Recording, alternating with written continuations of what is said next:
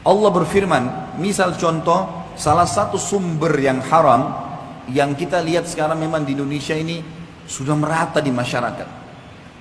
Dan kita seakan-akan subhanallah sudah kena dengan hadis baginda Nabi SAW, akan tiba satu zaman nanti di mana tidak ada satupun umatku yang bisa luput dari riba. Masalah riba misalnya. Bukankah sekarang teman-teman sekalian sampai pada tingkat apapun dicicil dan berbunga? Bukankah orang kalau mau beli baju, orang kalau mau beli elektronik, orang kalau mau beli kendaraan, orang kalau mau beli rumah, semuanya dihubungkan dengan masalah riba. Dan ini berbahaya sekali. Riba ini bukan hanya sekedar sesuatu dosa yang seperti zina yang dasarnya besar misalnya. Tapi apa kata Nabi SAW dalam hadis yang sahih riwayat Imam Ahmad? 1 dirham riba lebih berat daripada 36 kali berzina. Bayangkan kalau kita berzina, naudzubillah, sekali, sudah berat hukumannya. Sudah cukup Allah datangkan penyakit kelamin untuk dia sebenarnya. Sudah cukup Allah akan coba dengan bangkrutnya usahanya, ribut dengan istrinya dan suaminya, anaknya jadi sakit dan beragam macam cobaan akan datang. Bagaimana kalau seandainya 36 kali berzina? Padahal 1 dirham, 1.000 rupiah riba. Baik teman-teman sekarang masih pakai kartu kredit sekarang, memaksakan diri untuk pakai. Apa itu? Dipaksakan untuk menyicil sesuatu. 0% kok Ustaz? Baik 0%. Taib, kalau seandainya Anda terlambat 1 hari saja, bukankah kena bunga 50 rupiah? 50 ribu rupiah? 50 ribu bisa saya jangkau, gaji saya 3 juta. Benar, tapi 50 ribu rupiah kalau kita hubungkan dengan hadis tadi, lebih berat daripada 36 kali berzina. Untuk apa? Kenapa harus paksakan diri melampaui kapasitas?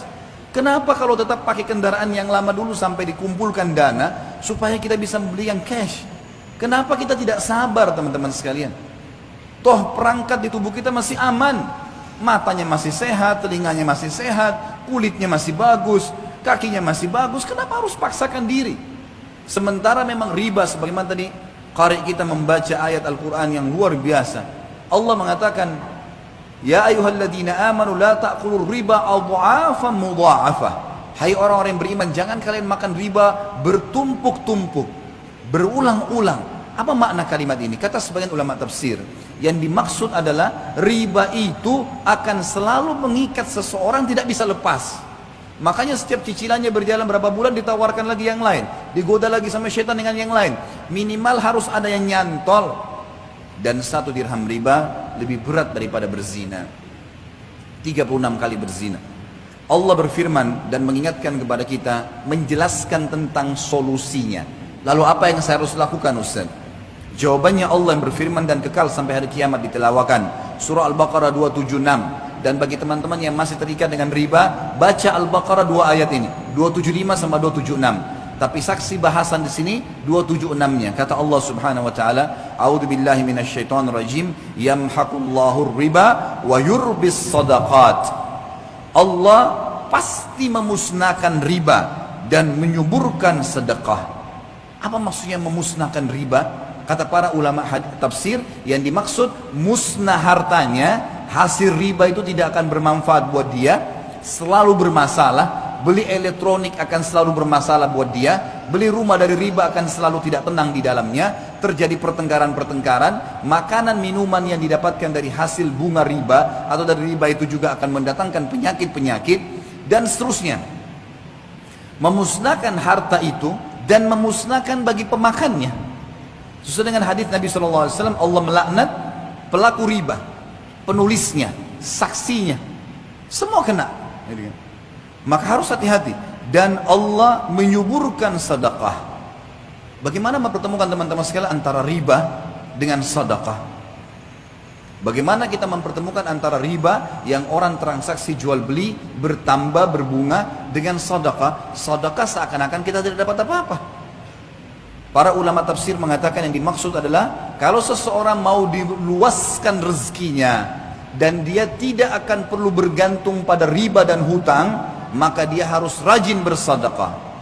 Makin besar dia keluarkan sedekah, maka minimal balasannya 10 kali lipat. Sebagaimana Allah berfirman dalam Al-Quran, dan kita sebagai orang beriman yakin dengan firman Allah. A'udzubillahi minasyaitonirrajim. Faman ya'mal minas salihati. Maaf, ayatnya adalah Man jaa bil hasanati falahu asyru adhafiha. Al-ayat. Siapa yang melakukan satu kebaikan termasuk sedekah di dalamnya, maka Allah akan datangkan 10 kali lipat. Sebenarnya kita kalau sedekah 5.000 rupiah, 50.000 rupiah, 100.000 rupiah, 1 juta rupiah, atau makin besar maka makin bagus. Pada saat itu sudah ada jaminan dari Allah, kita akan dapat secara investasi dengan Sang Pencipta Allah 10 kali lipatnya. 50.000 akan 500.000, 5 juta akan 50 juta.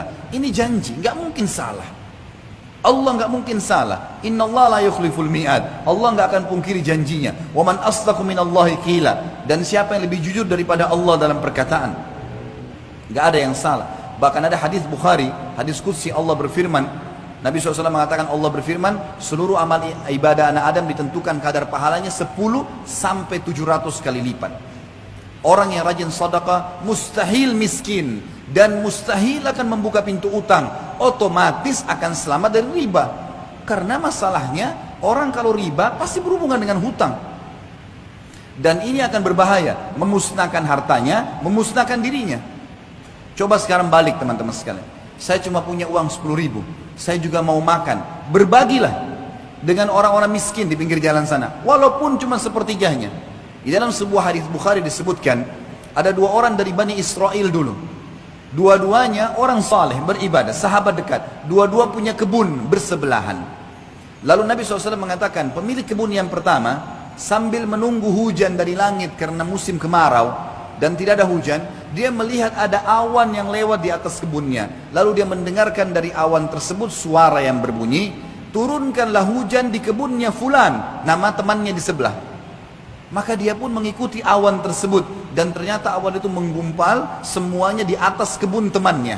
Lalu turun hujan yang lebat, sehingga temannya ini jadi subur tanamannya, lagi banyak panennya, sementara yang lain tidak dapat hujan. Kuasa Sang Pencipta Allah. Lalu dia tanya temannya, apa yang kau lakukan dengan kebunmu ini? Sampai di musim kemarau seperti ini, masih saja Allah datangkan hujan khusus untuk kebunmu, yang lain gak dikasih.